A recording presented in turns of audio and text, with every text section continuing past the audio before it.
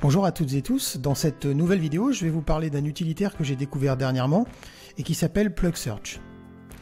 Alors je précise tout de suite qu'il ne s'agit pas d'un placement produit et que je n'ai aucun intérêt à vous le présenter à l'exception de vous en faire une petite démo. Comme son nom l'indique, cet outil va vous permettre de trouver plus rapidement vos plugins au moment où vous en aurez besoin.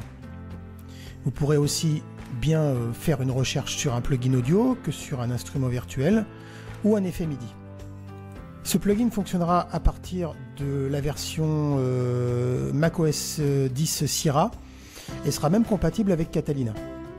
Vendu une somme relativement modique, 14,99 $, soit environ 13,80 €, une version d'essai pleinement utilisable de 14 jours est disponible sur le site de l'éditeur, en l'occurrence ici Speakerful.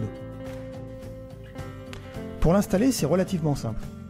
Une fois l'archive téléchargée et décompressée, on glisse l'application dans le répertoire Applications. Ensuite, on se rend dans les préférences système, puis dans Sécurité et confidentialité. Il suffit ensuite de cocher tout simplement l'application PlugSearch afin de lui permettre d'accéder au système.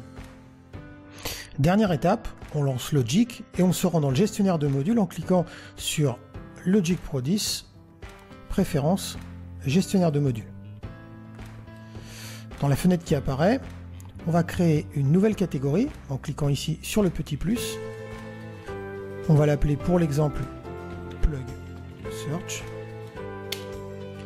On va cliquer ici sur le bouton Tout afficher.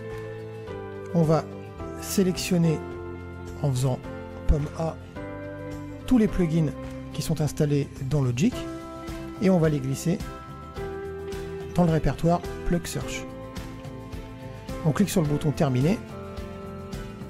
Et voilà, le tour est joué. Il vous suffit désormais de relancer Logic, puis de vous positionner sur un des trois champs qui se trouvent juste ici, en l'occurrence les champs effet MIDI, instrument ou effet audio.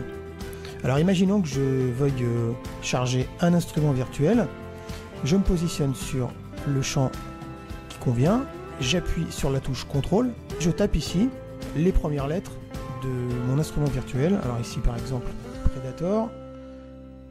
Je me positionne, je double-clique et mon instrument virtuel s'ouvre. Pareil pour un plugin audio, je me positionne sur le champ effet audio, j'appuie sur la touche CTRL, je vais chercher, je tape par exemple Reverb, ici j'ai ma SP 2016, hop, je vais ouvrir un effet MIDI. Pareil, j'appuie sur la touche CTRL, on va mettre par exemple le randomizer. Voilà. C'est très efficace et ça vous permettra de gagner un temps précieux que vous pourrez par exemple consacrer à votre musique. Voilà, j'espère que cette petite vidéo vous aura plu et je vous dis à très bientôt pour une nouvelle vidéo.